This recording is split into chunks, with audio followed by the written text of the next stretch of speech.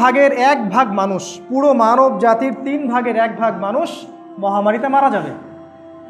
আমাদের সামনে এগুলো অপেক্ষা করছে। তিনি বলেছেন শেষ জামানায় ইয়াজুজ আর মাজুজের প্রাদুর্ভাব ঘটবে। এরা এমন কোনো ল্যান্ড বাকি থাকবে না যেখানে ফিতনা ফাসাদ সৃষ্টি করবে না। তিনি আরও বলেছেন শেষ জামানায় বড় বড় ভূমিকম্প হবে 3টা। একটা হচ্ছে পৃথিবীর পূর্ব দিকে, মানে আমাদের দিকে, Bangladesh, Pakistan, Afghanistan, Malaysia, Indonesia, India, Sri Lanka, এই জায়গায় একটা বড় ভূমিকম্প হবে। কেউ ঠেকাতে পারবে না, ঠেকানোর ক্ষমতা কারো নাই, কারণ রাসূল সাল্লাল্লাহু আলাইহি ওয়াসাল্লামের পবিত্র জবান দিয়ে তিনি বলে গেছেন এটা হবেই।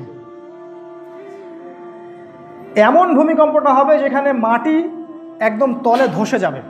আরেকটা হবে পৃথিবীর পশ্চিম দিকে, আমেরিকা, ব্রিটেন, ফ্রান্স, ইতালি, ওই সাইডে, ওখানেও মাটি ধসে যাবে।